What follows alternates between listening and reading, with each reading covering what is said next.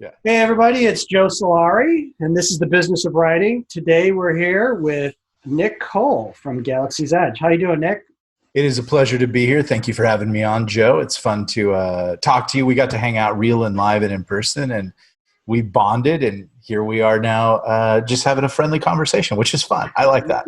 Yeah. It was interesting, the Archer's Rest conference that you guys put together. It was it's very unique, and I've talked a lot about it to other authors about how it is something different. It wasn't about just transferring knowledge. It's in the name, right? The rest, the Yep. connection, Yeah. and that was where we first got to meet, and we're kind of kindred spirits. Wax philosophical a little bit, probably too much. That's where the best conversations are. But, you're right about the rest. That's the thing about every podcast is either about, the business of writing. Every book is about the business of writing, business. And yet, you'll see all these writers, not all of them all the time, but you'll see people dropping dead of heart attacks, trying to run their own business, do their own marketing, fight with other writers, stay in the top 100 and everything like that. So what we wanted to do there was create a sense of rest, because out of rest, the masks drop off and people start confessing, like, this is not working. And then someone goes, oh yeah, I had that problem a year ago and here's how I fixed it, or whatever. But yeah, rest is such I love work and I don't believe in retirement, and you don't have to retire.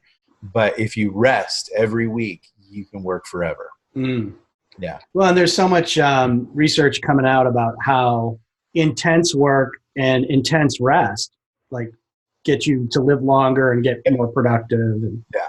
So and it was great. I mean, there was, I knew some of the folks there, but a lot of them I had never met and started. Yeah, it's fun. You have internet friends, and then you have personas, and then, like, I think people see me as this sort of dark, noir, Mediterranean LA detective, square jawed, 6'2", can deliver the beatdown. And then they meet people and I'm 5'1", 450 pounds.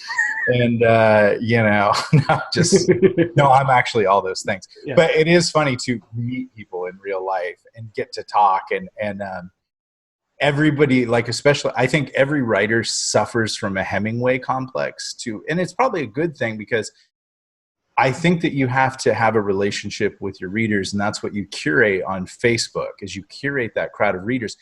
And they sometimes definitely want to believe in the myth of you. They want to believe that all of us writers are loaded and doing well and having martinis with other writers and maybe killing the occasional, let's say lions. And, well, lions are bad, killing, I don't know, good shot grouping. The big five, right? Big five, but then you get to meet people in real life, and they turn out to be really interesting, cool. And I learned that in the rock and roll business. My dad used to fly all the rock and roll people around, and he said, when they get on the airplane, it's a whole different world with them. They're not rock and rollers. And I said, well, give me an example. He says, well, when Rod Stewart comes on my plane, he has to have all his train books because he's a model train enthusiast.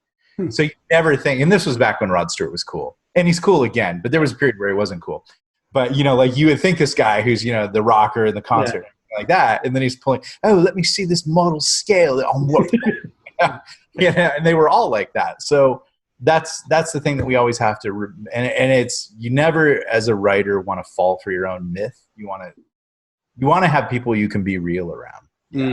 Yeah.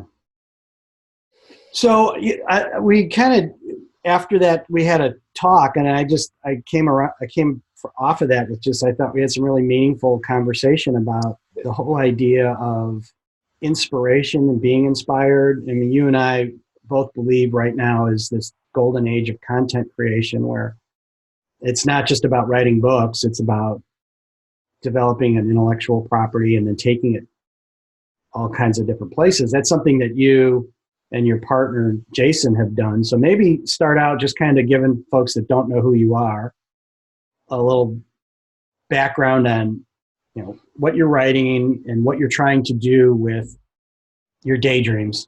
Yeah. The best way to start off is my entire writing career, which was, I think the writing career of everybody which is what I call, it begins with the wannabe phase of trade pub, where we're all auditioning for trade pub. And for me, that was, really the entire 2000s. And I ended up getting a literary agent and had a novel that made the rounds. And at that point, you think you're in, and, you're beginning to have those Hemingway dreams that are going to completely get killed by trade pub. And that novel could not get sold. And so around 2011, Amazon developed this thing where they were going to publish people's novels, self-publish. And that was kind of a big, joke before that. Like, self-publishing, what are you, the real estate agent at the end of the bar selling books out of the back of your trunk?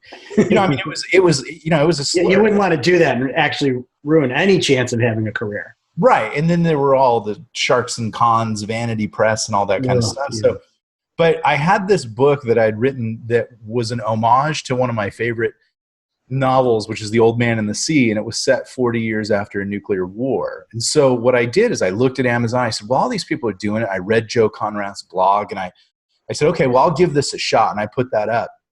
And the first month I sold 2 copies. And my investment in it was about $1,800. And then the second month I saw, here we go, 6 copies.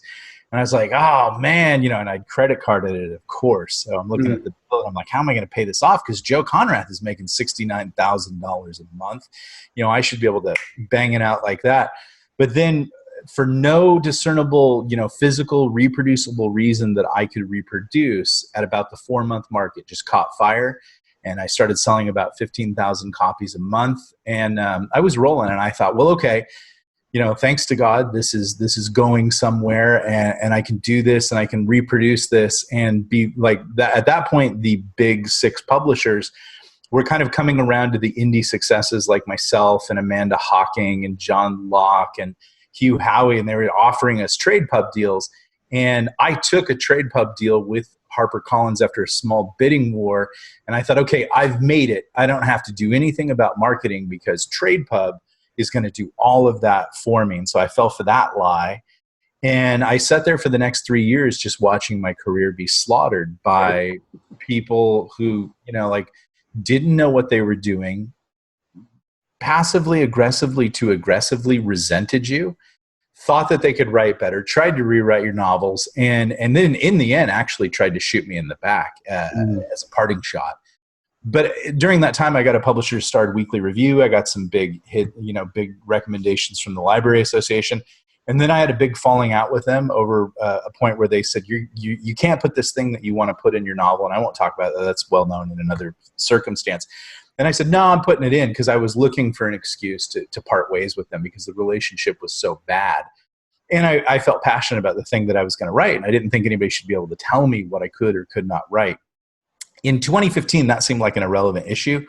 Now it's much more of a relevant issue. So I walked away. I walked back to Indie Pub, and I thought, okay, one of the big disconnects that I had from early indie Amazon success is when I look at my KDP from that time, I sold 69,000 copies of that novel, The Old Man and the Wasteland. And then I wrote 2 sequels for HarperCollins that did not sell anything near that. And so I thought, well, is the problem that HarperCollins couldn't market, or is the problem that Amazon won't tell people about me? And so I put out another 2 books, and they did relatively well, and then kind of died. And so what I learned from that is the market was always constantly changing. And that's the thing that people need to understand about Amazon, and any gurus on there. If anybody's telling you how to sell books on Amazon, most likely the information is 6 months out of date. Because they've already maxed it out. They've already camped all over it. But that shouldn't defeat anybody or anything like that. Selling books on Amazon is more like playing poker. You are going to get dealt a series of cards, and it's up to you to play your best hand with the cards that you're dealt. There are many paths to success. Some people are able to max ads. Some people do it through rapid release. Some people just, write something and they have such a great cover and the blurb is so great that suddenly everybody, I think there was a novel recently, Make Me No Grave by Haley Stone. And suddenly I saw everybody in my feed talking about this wild, weird Western. I don't think there was a follow-up ready to go or anything like that. It's just sometimes things catch and they're ready to go. And that's irreproducible, especially for us writers, because we all think that we've written the thing that's going to catch. We think we've written The Martian. But generally, if you pick any kind of plan and you research it and you kind of test it, you can sell books on Amazon, much more so if you understand how the algorithm works. So advance forward to what's happening right now with Jason Ansbach and I. Jason and I had worked on a shared world prospect called Apocalypse Weird with a bunch of, it started off with like sort of like a Foreigner or an Asia with like, you know, we had Hugh Howey, we had Joe Conrath, we had Blake Russell, we had Michael Bunker, we had all these people, and then all the egos basically collapsed that. And then a few of us tried to keep it going. It died. I think it was basically a precursor to what Anderle was doing. Mm-hmm. And Anderle picked it up and he didn't pick up that concept, but, you know, and I don't even know if he learned from us. But he maxed that concept of a shared world and having multiples writers writing it. And it requires somebody with a production mindset to manage that. So out of that, I met Jason Ansbach, who is a terrific writer, and he's a terrific marketer. He's probably a better writer than a marketer, and he's an excellent marketer. But we both basically looked at how to market books, and he needed to write some books because his family was expanding. And he wanted me to come in and share the workload with him. And so I said, you know, what do you want to write? And, you know, he said, well, I have this thing that I've always wanted to write, but you can't write it because someone else has already written it. And I said, well, what is it? And he goes, well, it's Star Wars. I'm like, you can write Star Wars. You just can't call it Star Wars. You know, you can't even vaguely call it Star Wars, but you can take the tone and the feel. And, you know, Lucas cribbed all that from Buck Rogers and a million other sources. So if it's grand space opera that you want to write, then you can do that. And he's like, well, I'd like to also write it with G.I. Joe. And I'm like, great. You've just done the thing that every Hollywood film production company tries to do, which is take two things and sell them to a group of investors saying it's this meets this. So it's two knowns, bet on my unknown for money because you know the two knowns. And so we basically sat down and began to produce a series of books called Galaxy's Edge. That the tagline for those would be Stormtroopers in Afghanistan. The pitch line would be it's Star Wars meets G.I. Joe. It's military, very pro-military science fiction. We established our audience. We identified our audience about 2 months prior. We were just going to put up one book and see if that dog hunted. But we started talking to all these other military science fiction writers, and there really aren't that many. There's only about 11. Of the like sort of big pros and everything like that. And they're very nice, very friendly people. And what the entire book selling community can learn from the military science fiction authors is that they all work together to sell books. And there's always a competitive thing. You know, mainly they're a bunch of men. So there's that competitive thing. But I've never met a group of people that are more nicer, willing to share, willing to promote your success so that they can access your readers. I've tried it in other genres. It doesn't work. Everybody's playing their cards a little too close to the vest. But in the military science fiction community, these guys absolutely kill it. And they're willing to even help new authors. They go out for each other's books. So they saw Jason and I coming, and they went out for us on our launch. So I would say we probably launched with about 110,000 email reach. Nice. To dedicated people who read military science fiction, which is very important to launching books. And one of the things that Richard Fox told us, who is another military science fiction reader, is it's all about rapid release. It's all about content release. Once the readers get into your series, they want to follow on. They want to, you know, and this was a new concept 2 years ago. So Jason and I, you know, we bro hugged and we slapped arms and we said, let's do a book a month. And we just ruined Jason's life doing that. It was fine. You know, I could make it because I could hang. And I don't have 7 kids and a second job. Jason just beat himself into the ground for the next 6 months. And we got a bunch of books produced. They caught wildfire. And it developed a community. And because of Jason's marketing acumen, we were able to curate that community on social media, which is the only thing you should be using social media for. You do not use social media to find new readers. It's a very bad idea, but you do use it to curate your readers. And now we just made a big deal with Audible, which is an exclusivity deal. And we're going through some birth pangs for that. But it's really kind of rolling and going together. And there are things opening up with entertainment, Hollywood, streaming, games, developing some new IPs. But what does it all start with? It just starts with I asked Jason, what was the thing that you really wanted to write if you could write anything? And he said, Star Wars meets G.I. Joe.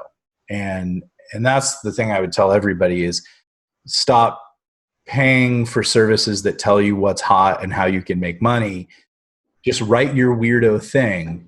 And Amazon has a big enough email list that it will find your weirdo readers. Yeah, for sure. And I think that, I heard Chris Fox talk about this when he started to write some of his stuff, that, he knew he had identified who his reader was because he was his reader. Yep. Right. So like he knew what he was looking for. I think that's something that why Michael Anderle was successful is because he was a voracious reader and he was writing the books that he couldn't find because he had read everything. Exactly. Yeah. And I, this is kind of what we were talking about before, with my art history background and understanding some of the things that happen with like some of the great creative movements, like people, think of Pablo Picasso as the creator of Cubism. And that's what he was known for. That was 5 years of his life. And He was working very closely with George Braque. They were like in each other's studios, and their art almost became the same. Yeah. And then they never worked together again. and if you ask Pablo Picasso who was the father of Cubism, he'd say, well, it wasn't me, it was Cezanne, because I was sitting with Ernest Hemingway and Gertrude Stein and F. Scott Fitzgerald looking at these paintings that they owned of Cezanne, and that's what inspired me. So he never was like, this was like, it was this thing that just came from nowhere. Like there's a clear delineation to him, and then from him, boom, like all modern art is a derivative of what those two guys kind of played with, right? Like any kind of abstract art goes back to that. Yeah. I think there's a meta concept in so much creation that I don't know if it's not bred out of us with this burden to be original and be iconic and be Steve Jobs. But really, sometimes if you look at the most fascinating and most commercially successful pieces of art, let's even take Star Wars. It's just a reinterpretation of several different things.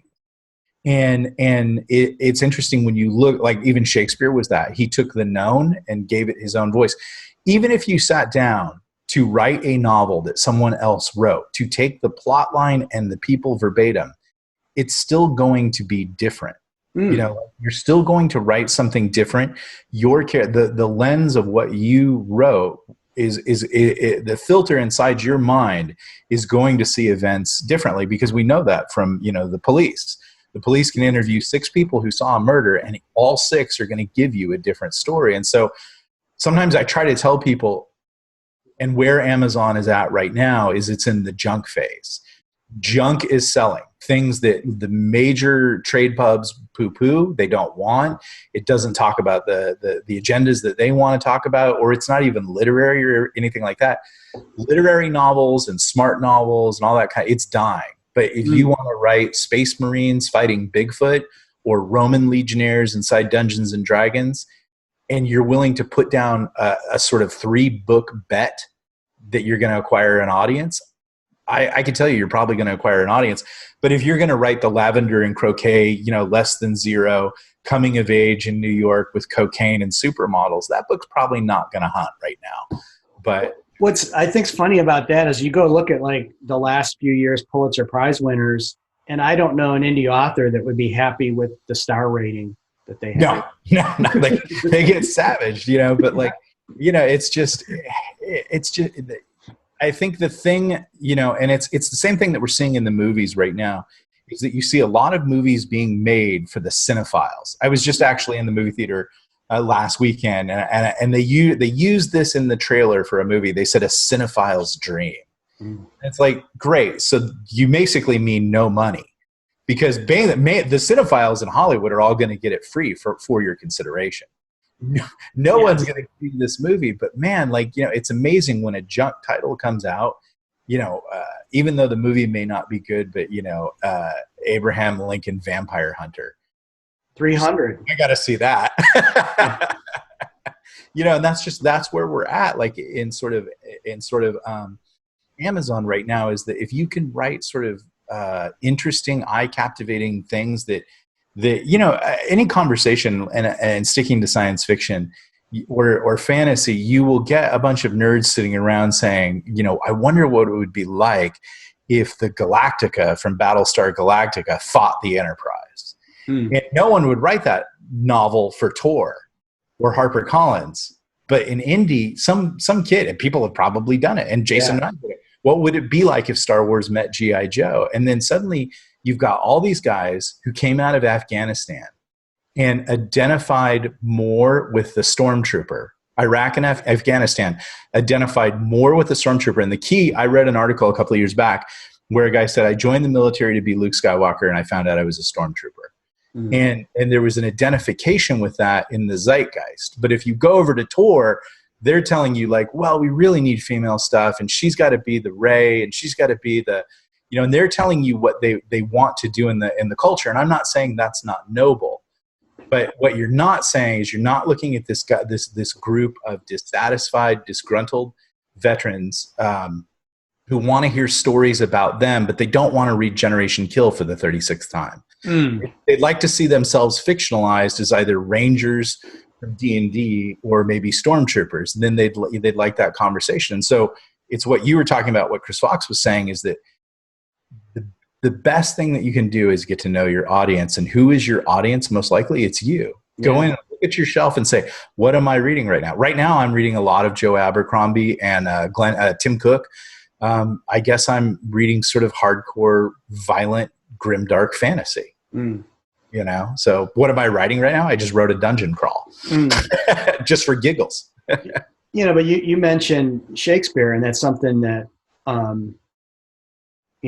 every college has got a course on, and kids have to go through that in high school. And summer here near our house, they have a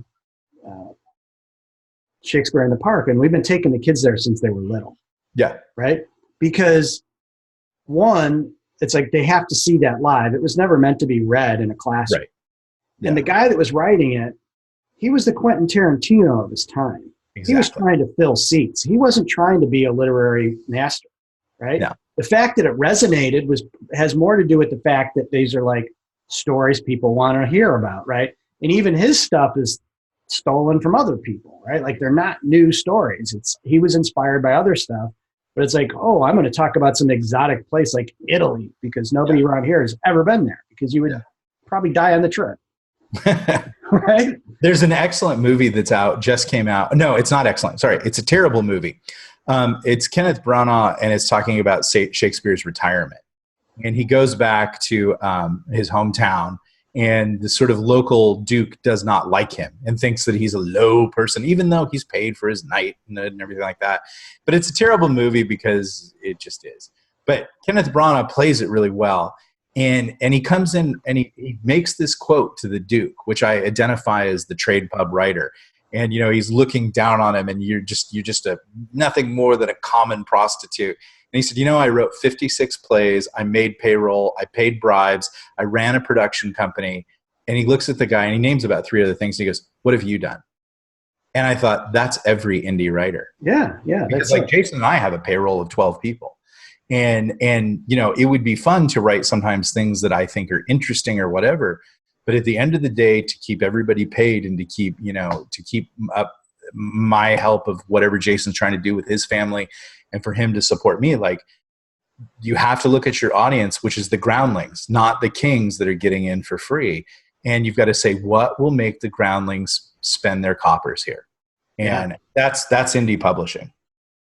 Yeah. Well, I think that's really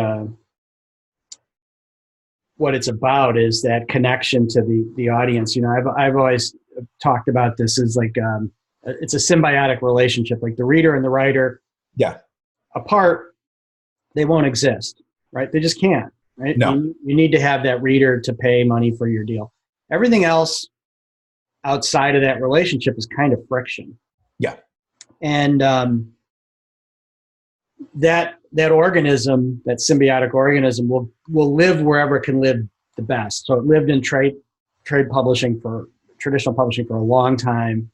because that's what worked. And now it's moved into this new indie world because, there's a more room for it to thrive. And like you're saying, it's like people like, I can't believe that there's people writing this or that. And it's like, yeah. What's more important is that there's a significant audience out there that desires to read that. Right. Yeah. There's one lady in particular, and probably several people now, who write, not to put too fine a point on it, about erotic encounters with Bigfoot. And they pay off their parents' mortgage. Like you can do anything. I mean, like Lit RPG is the most stunningly egregious, from a literary standpoint version of that. But people basically just wrote their version of playing World of Warcraft, not a fantasy world, but like stats and, numbers and people are sucking it up. And so like, it's always horrible when the gatekeepers try to, and when I had that falling out with Harper Collins, a big literary pundit in the New York literary world, read about it. And he wrote, and he said, like, this reinforces my opinion about New York, and that New York is a small town village mindset. And most publishing comes out of New York, and they tell you like, no, this is what a science fiction novel is today. But it's really like as though you went to, say, Modesto, California, or someplace, east of Chicago that's got 1,000 people. And they tried to tell you what the world was like. No, you're telling me what the world is like through your lens. But really, like, the world is a big, hot, messy stew of like a guy, Mark Tufo, I think, lives down in Florida and cranks out zombie novels and does quite well. And you have Joe McKinney in Austin, Texas, or San Antonio, Texas, and he's writing zombie novels. And, everybody's doing their take, and they're not worried about being great or pleasing anybody. They're looking at their KDP bottom line every month. And I maybe was not hip to that. I think I got tainted by Trade Pub, and I wanted to write my great things and everything like that. And then I saw Jason look at our readers, and there was about 3 novels out, and he asked them, what do you want more of? And they told us immediately, and it was shocking because it wasn't where I was going. And I was like, and so I wrote the things that they wanted, and those were success. Like, I'm not saying that I was mercenary in it, but I allowed what they were interested in to lead me in what I wanted to develop. And that's the great thing about social media, is you can go on your Facebook page, if it's curated for your reader group, and say, what do you guys like? Because the worst thing in the world is that, like, say you're writing military science fiction about platoon, level combat on an alien planet. And maybe you're feeling a little tired after 4 novels, and you've just, binge watched Star Trek, the original series, and you're like, I'm going to write about the Navy that supports that.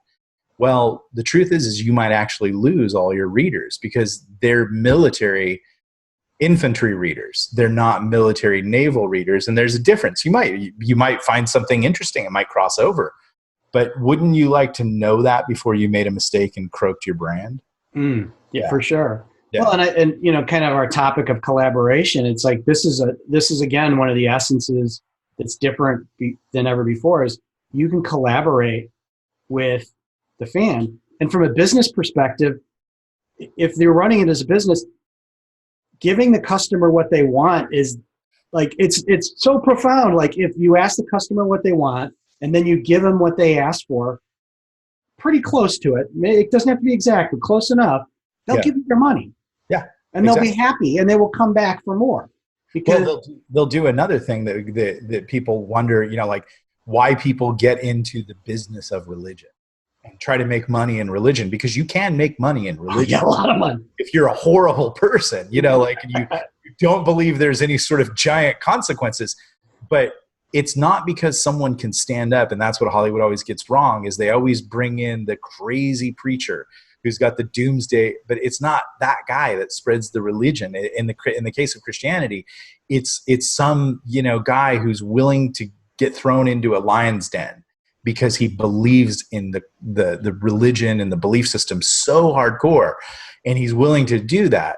And so, like, this morning I get up, and this guy is a gun maker, and he's building this beautiful rifle, and he writes Jason and I, he's like, I want to put some of your designs from your novels on this rifle that I'm building for a television series. And I'm like, oh. And he goes, do you mind the branding? And I'm all, nope. And once you give the readers what they want, just like you're talking about right there, they become the street team. And it's not about you. It's about, and I was telling Joe before this podcast, because he was talking to me about somebody that might want to come in and talk with us about a business opportunity, and how they met and said, oh, do you Galaxy's Edge? And they said, yeah, they're just two goofballs. And that's true. And then Jason told me a story last week. One of our readers is a high speed Marine major, and she was in sort of a secret squirrel training operation with a bunch of like hardcore, the typical Black Rifle Coffee operators off to go do something, completely voodoo. And he looks down and looks at her kit, and he goes, you read Galaxy's Edge? Because she had a KTF patch on there. Mm-hmm. And she's like, yeah, I read it. And he goes, oh, me and my guys do. They're all reading it, and they're all out there talking about it, and they're all doing what Nike does, which is they've put this logo on and they're advertising for you because they believe in it, not out of a mercenary, Machiavellian, fake or phony sense. Jason and I try to give them the best by listening to them and delivering to them what they want, and not monetizing or using them. And then they're willing to go out and share because they want people to get as excited about this as you are. Mm. And when you can find that street team, you don't need Amazon ads anymore. You don't need Facebook ads anymore. They're out there doing everything for you. Just like Star Wars today. I mean, does Star Wars really have to pay any advertising? Because there's 1,000 fanboys that'll do videos in 10 seconds for any new thing that pops up. Well, that's the thing I find so hilarious is, that playbook was written by Walt Disney himself, right? Yeah. You get fans endeared to something, and they're going to be the ones that do that advertising for you. So it's as much as, people that have grown up on the first Star Wars series bitch about the new stuff that's coming out, they're taking their kids to the theater. Exactly. And they're sitting there and they're watching it close enough to be like, well, that's not right, or I don't like this. But it's like, they're out talking about it, and they're going to go to the next movie. Yeah. And that's okay. Like, any conversation is good. Yeah. And, you look at, the what's happened with Marvel, same kind of thing, right? Like, they're laying the groundwork for my kids bringing their kids to movies. Why? Because I've got cardboard boxes full of those comic books that all those stories were written on by poor guys that were paid per page. Yeah, exactly. They're like the NFL players pre head injury. They're just like, except they're going to live with that head injury, I'm afraid. Well, everyone's like, oh, Stan Lee, it's so cute. He gets these cameos. He was given those cameos because he was broke. Yep. Yeah. And those guys were those directors who loved his work were like, we got to get this guy a shot. Like, he needs to pay the mortgage. Yeah. Right? Because he all those characters he produced, it was at, cents per page. Yeah. No, and in that, I'm very blessed to have Jason as a partner, because Jason is Walt Disney's Padawan. Jason studied everything that he could about Walt Disney. He reads every time I talk to him, he's reading some new biography. You can lure him into a trap by saying, hey, I found some new Disney memorabilia down in LA. And, you can basically panel van him and disappear him from his family. But I'm, as an actor, when I was in Hollywood, and also as a soldier when I was in the Army, I was a big believer in reading the biographies of the people I wanted to be like. And so, that's I tell people you should read the biography on Jeff Bezos. I think it's unauthorized, but it'll teach you how to sell books on Amazon. And the same thing with Walt Disney. If you're gonna, and that's really the next phase that indie publishing has entered, and it's amazing because I'm talking to all these people who have really big series, and they're doing well, but they've realized they've made a critical fundamental error that Jason and I started doing from the beginning, which I'm not going to take credit. It was really Jason, which was we built a brand in Galaxy's Edge from the get-go. And just so everybody knows, not to split hairs here, we were the first Galaxy's Edge. We were already publishing books. We were already up. And then Disney randomly named their park Galaxy's Edge after we started publishing. We're in legal talks with them to resolve that, but we did not draft on Disney. They drafted on us. And so you usually get that comment, but that's how it went.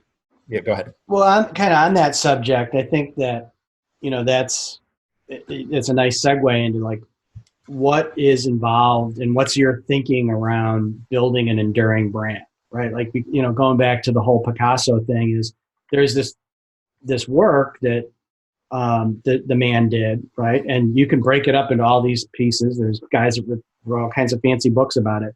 But he was also a businessman and was controlling his brand. What works were getting let go out, what works he held on to, how he was perceived in the media. He knew that if he was this flamboyant artist, genius, that really helped sell paintings. Yeah.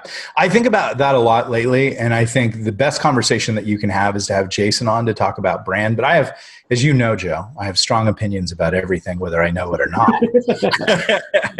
Well, just think of all the problems you've solved. Yeah, exactly. And in these kind of conversations over bars. Yeah. I know I've solved a whole bunch. But Jason really, like I said, built the brand from the get-go because besides Disney, he was a Star Wars lover. And he looked at the things that they did right, and he looked at the things that they did wrong. And the first thing that Disney did wrong, as far as readers were concerned, was to take the expanded universe and canon wipe that.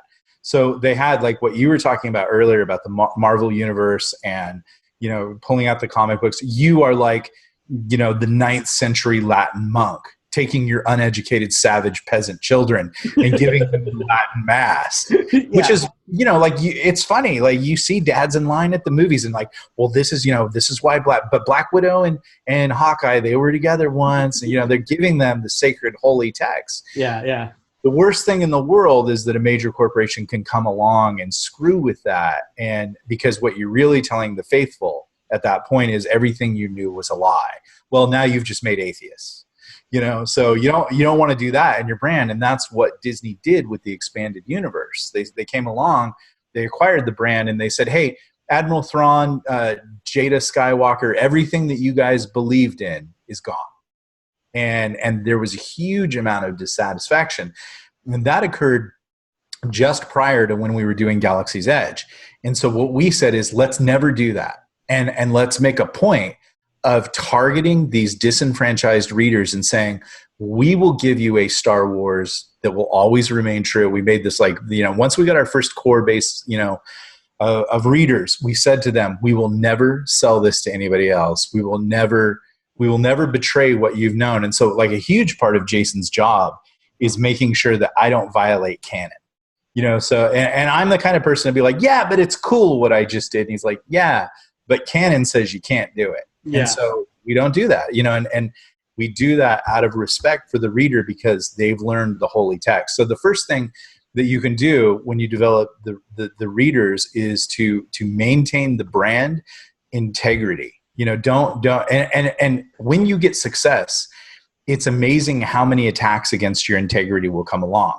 Because the first thing that'll happen, and what happened to us in the first few months of the success of Galaxy's Edge, with Galaxy's Edge Book 1, which is Legionnaire, is suddenly you got all these people who wanted to draft on your success. And they're like, hey, I want to do a comic book, or hey, I want to do a game. And then you'd kind of investigate them, and they would say, I'm going to use your brand, and I'm going to do a Kickstarter and all these kind of things. And you looked at their past or whatever, and what you found out is that they were kind of shady, schlocky. They were going to blow it out. They were going to make a quick profit on what you are lovingly developing. And so that's the first thing that you have to understand is you can't say yes to everything. You're probably better off saying no. But at the same time, this is the most critical thing, because I just watched this great documentary on Halston, who was kind of the first sort of iconic fashion designer. He, did $1 billion in rev in 1979, and a big corporation came in and acquired his brand, and he had a falling out with them 5 years later, and his name was Halston. And as he walked out the door, they said, well, good luck, Roy. And he goes, why are you calling me by my first name? And they're like, because that's all you own. We own all. And that's the thing that you have to know. When you get success and TradePub wants to now take your book, and do something, or a movie company wants to do something, they do not love it as much as you do. They just look at you as the A in the plus B equals C of the algebraic equation. And so you have to be very careful about who you do business with to develop that brand. And the key word I learned from Jason, giving props to Jason, is that what you're really looking for is people to partner with you in the development of the brand, which is who we found in Audible. Like we said no to a lot of people. And then we found Audible came to us and we said, this is what we're trying to do. And they came to us and they said, we like you because you have a great veterans outreach. And so we want to do stuff with you because we realized after Amazon did some testing, they realized that their military veteran community was being underserved in fiction and audio listening. And so they saw us. So they told us what they wanted. We said, well, we can actually get behind what you're trying to do because that's a passion for us. And here's what we're trying to do. We're trying to make up a larger universe and get it to a sort of streaming film deal. And they agreed. And so we had very honest conversations about what we wanted to do. But the main thing is we were still protecting the brand, making sure that they were never going to say to us, hey, we really want to recapture all the success you initially had. So let's wipe everything out and let's start over because your name is hot and Galaxy's Edge is hot. And we want to really, they didn't do that. They said, okay, we're going to take the things that you have and we're going to build them. Mm. And so that's, and it may seem like to anybody listening right now, you're probably glossing over on this point. You probably really just want to get to the point where any major corporation would come or anybody would throw some mojo towards you because that is all of the writing community.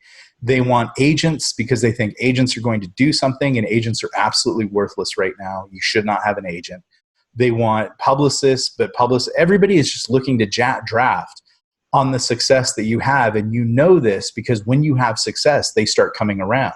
They didn't discover you in a farm team, or develop your talent before anybody else did. Yeah. They just see you as, oh, look at A is equaling this amount of money. I will plug it into B and I will reap C. And you have to understand that. That is the nature of the beast. And you're the whole time thinking that you can draft on them. But you have to really understand that you are the last monk who speaks the Latin Mass to your readers. And the danger is that you will introduce the heresy of the corporation. And the corporation will think of the completely dumbest thing. Okay, here's the thing. There is a thing called the Star Wars Christmas special. And even George Lucas has tried to erase that because there was no Star Wars Empire Strikes Back. There was no Return of the Jedi. There was just in 1977, there was a movie called Star Wars. And it was so huge that the network said, hey, could you do a TV special this Christmas starring Star Wars? And so you will literally see the schlockiest thing you've ever seen in your life. It's got Red Fox is like a Jedi. I'm not kidding. Look it up. It's the pinnacle of a corporation coming to a brand and just schlocking the hell out of you. And Lucas has actually tried to disappear that video, but then the internet came along and it'll live forever. Yeah. But the person coming to help you in your brand does not have the best of intentions for you. Their only intention is that they might make 10%. So you have to be careful of that. And if you're both upfront about that, then great things can come out of that. Mm. The other thing is knowing what your brand is. And I would say to most writers, sometimes you're too close to know what it is that you're really writing. In Jason, I was able to say, what do you want to write? And he said, I want to write Star Wars meets G.I. Joe. That's a brand. That's a tagline. We know that. We know how to sell that. When our readers are sitting in a chopper and they start talking the Galaxy's Edge language to each other, they're speaking the language in almost meme form. KTF, blah, blah, blah. They're suddenly down and someone's listening and 5 people are listening and it's being downloaded. But if you can't articulate what your concept is, you're not even close. What is Starbucks? It's a latte. It's a latte the way I want it right now. That's every brand has a mental picture in your head or, a quick marketing slogan, can you hear me now, or whatever you want.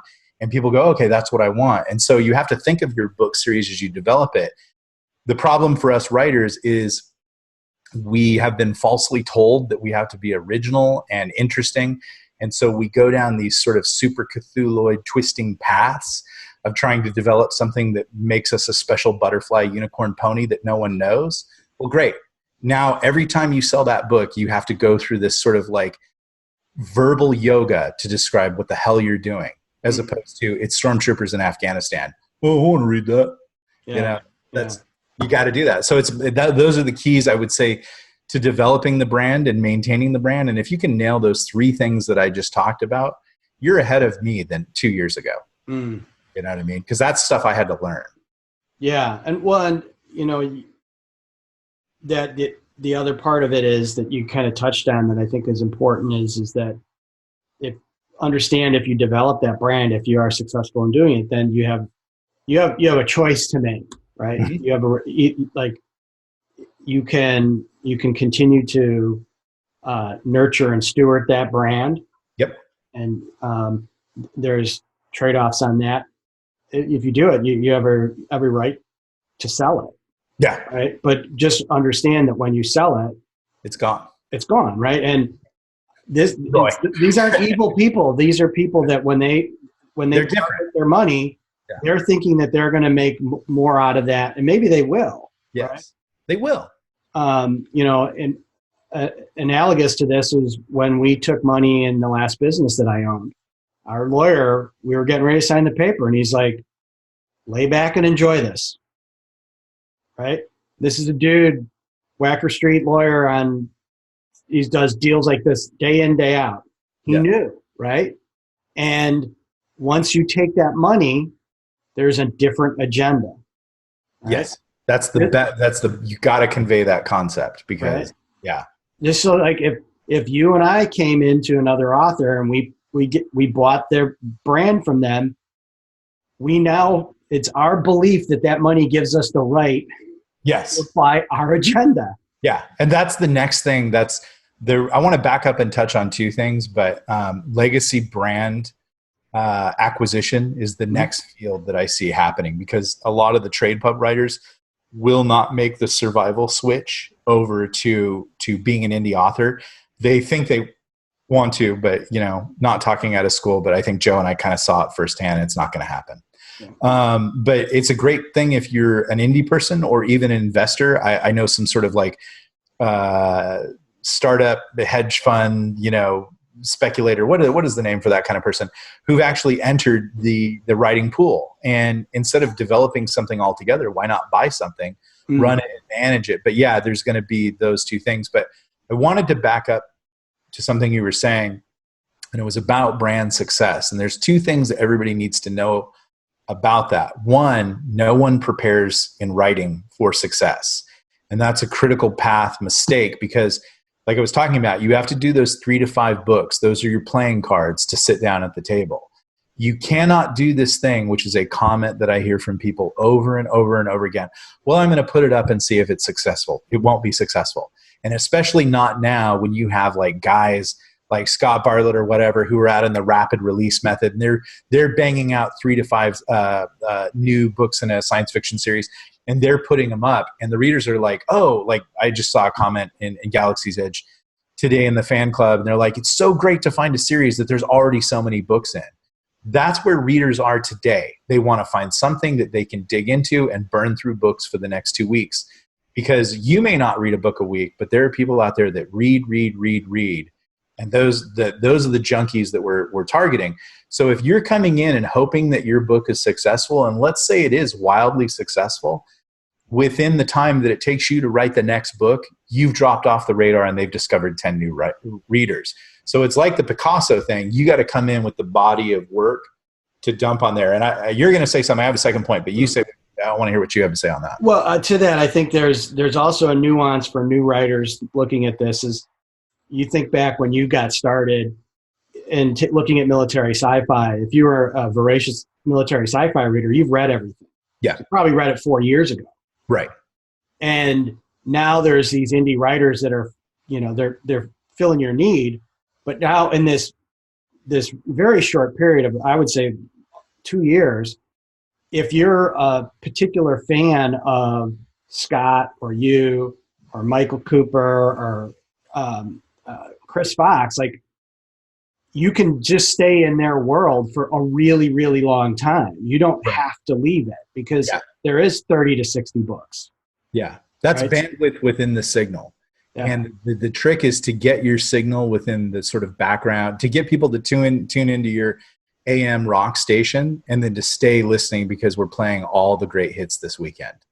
And that's what you're trying to do. And then that comes to my second point, and it's great that you dovetailed in perfectly, which is sort of I think it comes from Rudyard Kipling, but once you get on the back of the tiger, you have to stay on the back of the tiger. Mm-hmm. And you're like, oh, great, I would love to be pulling down 6 figures a month and writing. And it's like, would you? Because what's it like to have that 6 figures and not be able to spend it? Because you have to write books.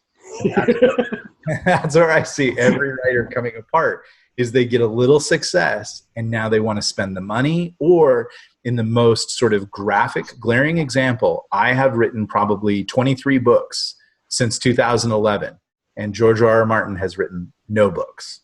Mm-hmm. Everything that we talk about George R.R. Martin, and no, none of us are going to be him, so I'm not putting him down or whatever, but I'm just saying, like, great, I hope you have a huge TV show and sort of like the massive love of the media to carry you like it did him. But he has been on a self-imposed drought now. And there's fan animus over that, animosity over that. You have to once, and that was what I was talking about, how I ruined Jason, because Jason had about 2 or 3 mini nervous breakdowns staying on that thing, to his credit, because he was running all of our business. He was still working his regular job. His wife was having their 7th kid. And it all really came to a head when she had the 7th kid.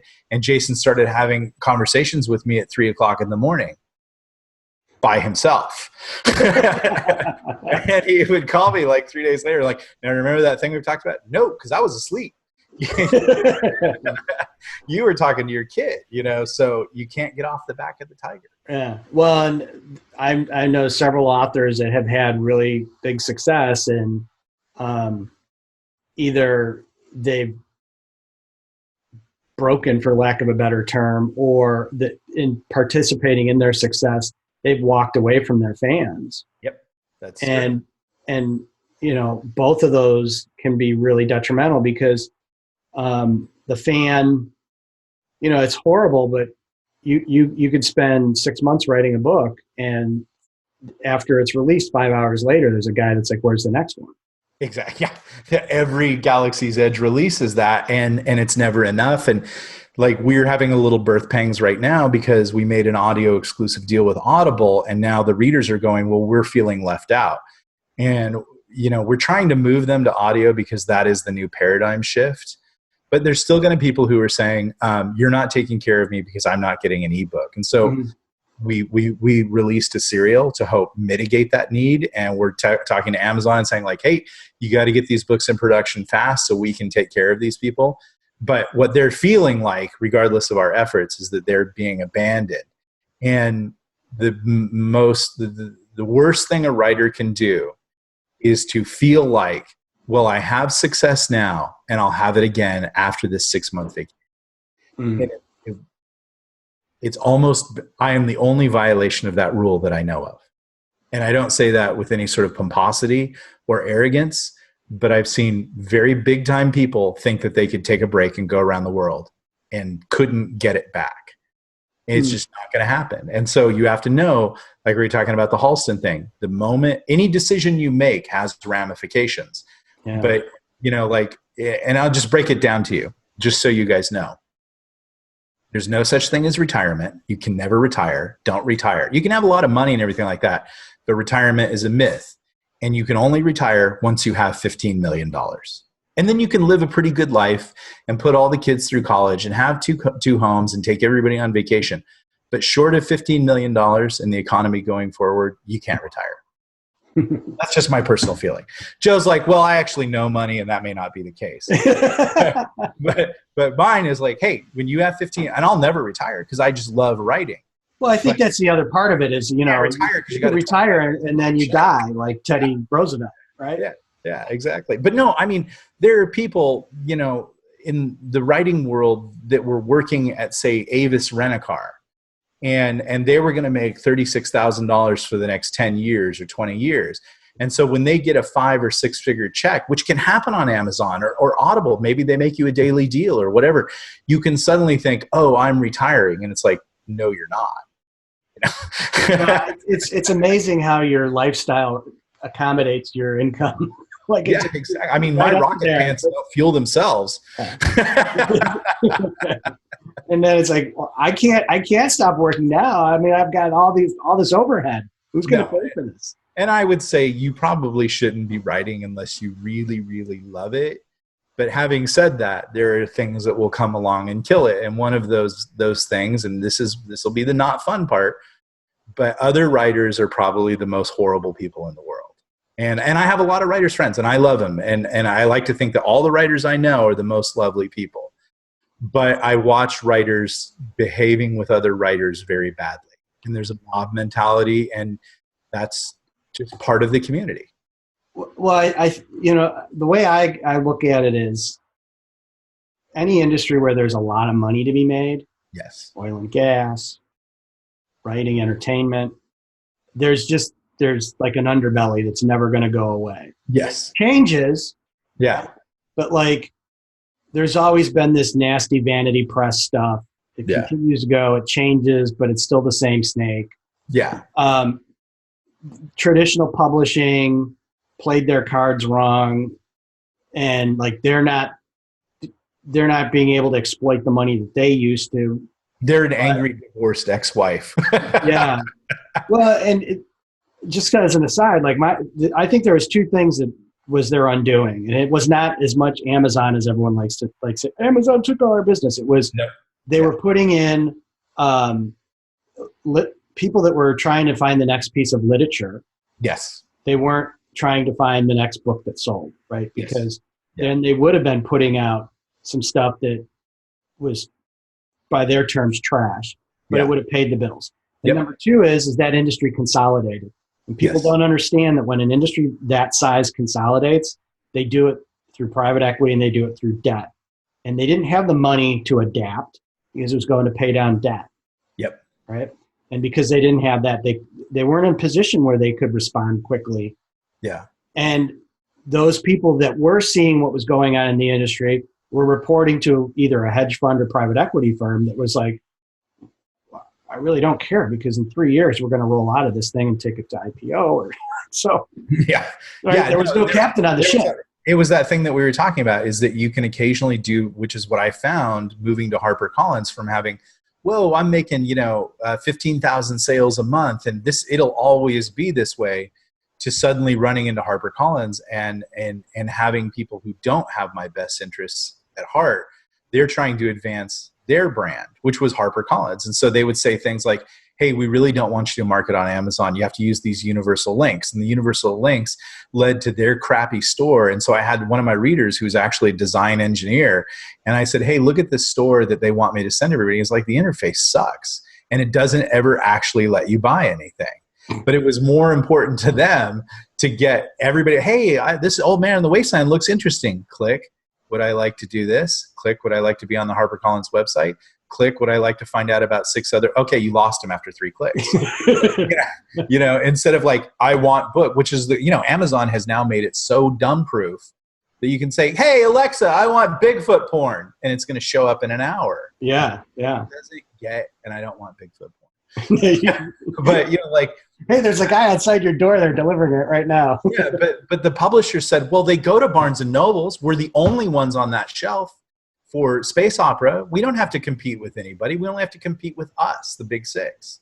And it's like, no, you got to break through the signal, and the book. And I worked at a Borders. The bookstore closes at midnight, but I love looking at KDP and like, oh, look, 1 o'clock in the morning, there's 1,000 more sales, 100 more sales, whatever it is. Like, so many things destroyed Big Pub, but the main thing was that it was not reader. It was not serving the reader. It was serving a corporate agenda, an ego. I don't know. And you think, well, okay, I'll never make a deal with Big Pub. Well, are the things that you are writing serving you as a writer, or are they serving the reader? If you serve the reader, if you serve other people, you will take care of yourself. But the moment that you think it's all about you, you know, and like, I'm guilty of this one, the moment that you can think that you can jump on and talk about politics and slaughter yourself. Because, you know, as Michael Jordan said, even Republicans buy tennis shoes. But you see people right now. I saw a writer the other day. If you follow this person, I'm not even going to name it, then don't buy my books anymore. And I just want to be like, dude, why don't you just put a gun to your head?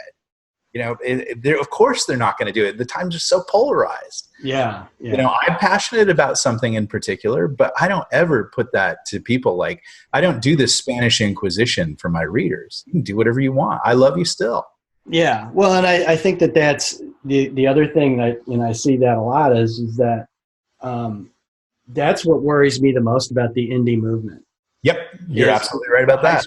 That's what's going to really jam it up is, because what's going to happen, in my view, is the people that are successful, that have been reaching down and pulling people up and helping, they get attacked, and they're just going to quietly walk out of the room. That's the bit that has happened, actually.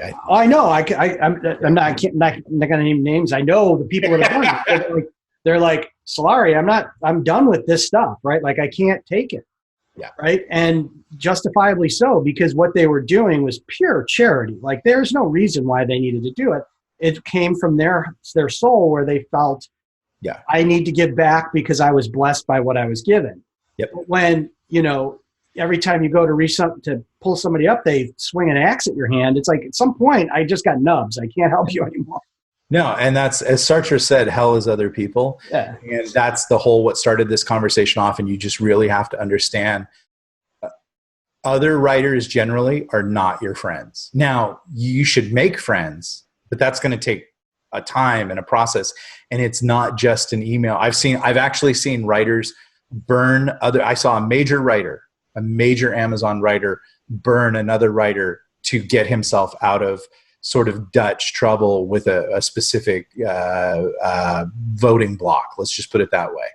And that's something that people need to understand. Now, I have a real relationship. The people that I know as writers are generally good people. I mean, I don't know if they're killing dogs or whatever on the side, but I generally 86 the people that I see are going to be trouble, because and here's the other thing. Other writers don't sell your books. They're not buying your books. They're not interested, and they resent your success. Now, you could partner with them like we do in Space Marine, working together. But the only reason we're doing that is because I have Space Marine readers and Richard Fox has Space Marine readers. And so that's what drives the algorithm, is to sell more books to Space Marine readers. But let's say I go over to Joe Conrath, who writes detective series and, you know, is really big on Amazon, is doing quite well. And I say, Joe, would you sell my Space Marine book? That would be shooting myself in the foot.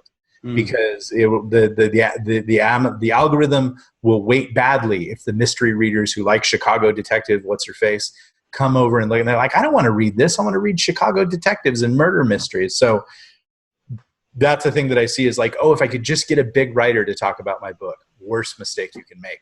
But if you can get another Bigfoot porn enthusiast to talk about your Bigfoot porn, then both of you can make some money. Oh, yeah. Yeah, that's it. It's really tapping into that community. Yeah, exactly. And I think, not to pick on writers anymore, but but it's fun. The other part of it is it actually hurts. Yeah. You know, it gets to the whole idea of like, this is the Wild West, and when there's this much money on the table, there are people that are prepared to game and do nefarious stuff. Yes, absolutely, 1,000%. Right, and there's two parts to this. One is like, you need to pause and take some time to make sure you understand, like, is this person legitimately doing what they're doing, right? Yep. Like, so that you don't get pulled into that, because, you know, Amazon's like Stalin. They're just going to kill everybody in the town. They're not going to sort out with justice, right? And they will catch you.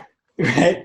Yeah. And then if you do get on the bad side of that person, like, remember, they're a gangster. They're not going to play by the same rules as you. That's the part that just boggles my mind when authors go after some of these guys that are doing nefarious stuff. It's like, what, you don't think they're going to like try and kneecap you? Like, they don't play by your rules. No, it's the Chicago way, right? Right. Like,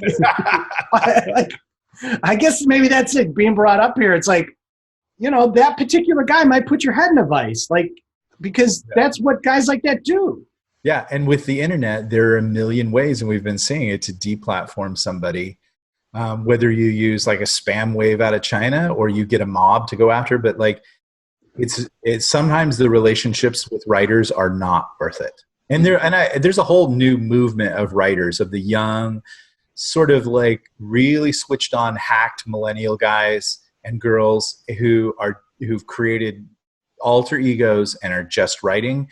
And they don't have this need for public love that us older people have. Like, we want to be Hemingway and we thought it was going to be great. They're like, nope, just want the sales, and I'll create this person and you'll have this relationship. And I don't show up and don't take my picture. And, it's a business to them. And I wish it weren't that way, but that's smart. And there's a part of me that's thought about just walking away from the whole internet, because I've watched people's careers get ended over it. So it's a wonderful tool, but it's not just writers are horrible people. It's the bottom feeders.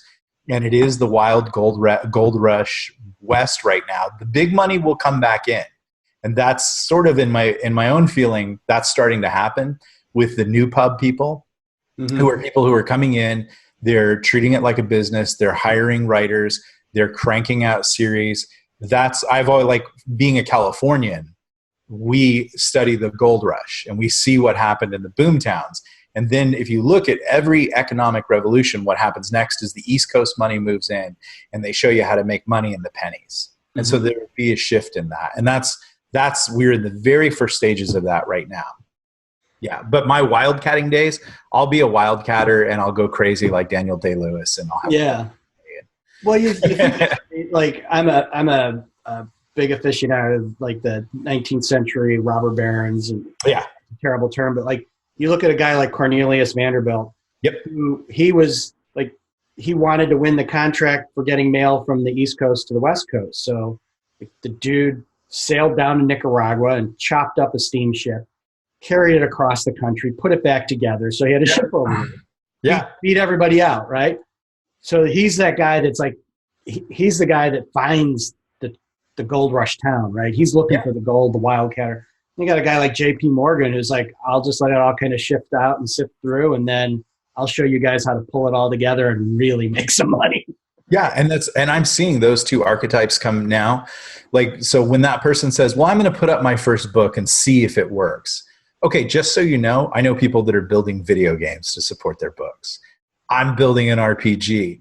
I know people that have organized, mail lists way beyond like what I'm doing. That signal and bandwidth thing, you'll never get the signal. And if you don't have the 3 books, then it doesn't matter. If you did get signal, you'll get no bandwidth. And so it's just a crazy time. But yeah, those two guys are coming in now. The guy who's like, yeah, I'm going to cut up a ship. I'm going to build a video game on a book no one's buying, because I know when they start buying the book, they'll go to the game. And I've got it. Yeah. And that's an investment.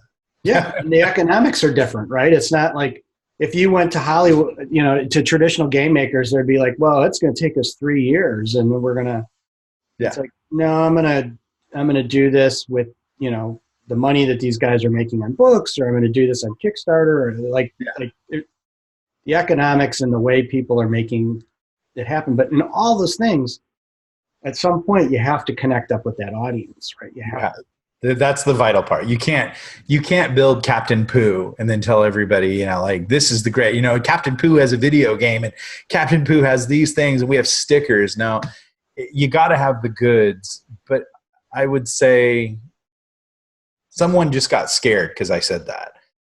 But the reality is it's better to do something than to do nothing. So I want to say this and not piss everybody off, but the standards for writing on Amazon are not that high. Like you can write what you love and you can write it badly and it'll sell. Mm-hmm. You should get an editor. You should get all these things, but there's still a gift of prose that some people have, like David Mitchell, and the rest of us don't have. Like there's some people that are just flat out gifted at telling a story. And some of us have our monkey tricks and some of us do okay, but that shouldn't stop you. what you should do is tell the story that you want to tell, make it interesting, learn how to do that the best, and then get it out there. But not getting it out there doesn't do anything for you. But again, like I said, we're in a junk phase of Amazon. You don't have to write lavender and croquet. You can write, like, I always wondered what it would be like to have a space Indiana Jones, or a vampire that's a Roman centurion, or whatever your goofy thing is. Mm-hmm. It doesn't have to be great. Just get it out there and let people, let them decide. Because there are some there are some people who don't write well and don't even have what I think are great ideas, and they sell a lot of books. Amen. I don't know. Maybe that goes to the William Goldman thing. No one knows anything. Maybe just because you think it's not great, there are people out there that I had never thought in a million years people would want to read about you playing World of Warcraft or playing Minecraft, but people do. Well, and on that thing, it's like, and understanding how the demographics are changing. Like, yeah. My boys are 14 years old. We bought a Minecraft when they were little kids, right? Like, yeah. And they've grown up on that. Like, that's part of their canon. That's their language that they speak is associated that's kind of, in some ways, kind of their Star Wars. And like, so it may be hard for us to understand, but somebody that understands that, like, their generation is wired that way and thinks in crafting and blocks, it's like, maybe this lit RPG thing is going to be even bigger than we know, right? Yeah. Like, no one knows anything. Right. No one knows. Just do it and stop trying to make it great or whatever. But I would say whatever you're going to do it the best that you possibly can, because you're just going to get that one shot. You can't write a novel and then think, well, okay, I'll learn how to write after it's a success. Like when I wrote Old Man in the Wasteland, I read through it 20 times because I couldn't afford an editor. And I read through it out loud and performed it with a skill that I have, which is being an actor. And I tried to make it a play or an audiobook because that was the best that I could do. And that book resonated. And I would just say to everybody, do the best that you can do. And then somehow the audience will find it. But if you're half-assing it, or you're hoping to get lucky, or you're hoping like, well, gee, I hope it, if you're not planning for success, then you're probably not going to be successful, and you should go do something else with your time and money. There are 70,000 books a month being downloaded on Amazon. No one needs you. Mm. Yeah. Well, and I also know that there's authors out there, and I see what they're prepared to do to make it a success. Yes. I'm not talking like they have money. It's like they are prepared, like they are writing for 3 hours before their kids wake up so they can get them to school so that they can then go to their job. Yeah. Right. And then come home to take care of the family. And then, when it comes time that they need to get a book cover, they go give plasma. Like this is right. Name names, but these are real stories. Like, so if you're not committed to it at that level, understand that there are people out there that are not your competition, but are coming at it with that kind of aggression to make this. Well, we're just all competing for the reader's attention. And if you're willing to, like, cover is 90% of buy decision. So if you're going to buy a $50, photo bash of the same starship everybody's used, well, good luck. But I hire artists from Blizzard, and it's not cheap. I've paid upwards of $4,200 for a cover. Mm-hmm. Now, $1,800 is, I think, an extreme price for most people, but I think it's the price you should pay. And, I buy real professional artists because that cover is 90% of buy decision, so I don't know. It's a fun time. It's a Wild West time. It's always going to change. No one knows anything. If someone tells you this is how you sell books, they're probably not selling books. They're probably conning you, but put together a strategy of your own and then test it. But their basics, I guess I would say they're not conning you, but in everything, some of them clearly are. Yeah. But you can learn something from anybody because there's truths in there. There's, even in a lie, there's a bit of the truth. And so there are things that you can identify, and the keys are how to find an audience, how to curate an audience, how to reach that audience. And if you can do just that, you will get book sales and you'll enjoy yourself. And it's really, the best part of it is not the check every month or people thinking nice things about you, because none of my friends ever read my book. My mom and dad never read my book. My wife reads my books to make sure that I'm not writing about other women. No, okay. But like, none of the homecoming queen is not going to call you and say, oh, you wrote this book, you know, or your ex-boyfriend or whatever it is. But you meet these strangers, and I get this all the time. Hey, I'm going through chemo right now, and I needed to keep my mind off this. So you made my weekend. Thank you. Mm. That's the best. Or I'm in Afghanistan right now, and you're talking about me. Great. Those actually be the things that I want to shove in my coffin and take with me. Yeah. Well, Nick, it's been awesome talking to you. We could go on for another couple hours. And sure, I'll come back. But yeah, and I'd love to have Jason on. I'll reach out to him, but get the brains of the operation, not the good. Yeah, no, you're so not like, that is the most true thing that has been said in this. Like, if I have to do things with Jason, I just feel him wincing, like with everything. Like, that's not how it is. It's not, you know, Jason's very quietly goes and gets his broom, cleans up behind you. Jason is very sober, and he doesn't like it. But see, what you get out of me is Jason won't tell you any of the secrets. I will, because Jason's smart. And that's like what you were talking about. People have been ripped off and hurt and stuff like that. That's the phase that we're moving into. The people that were gurus that are now getting silent, that's something to pay attention to, because they're tired of getting ripped off. Yeah. So. All right, man. It's been great. Thank you, Joe. Thanks for coming on, and we'll see you around. Talk to you later, sir.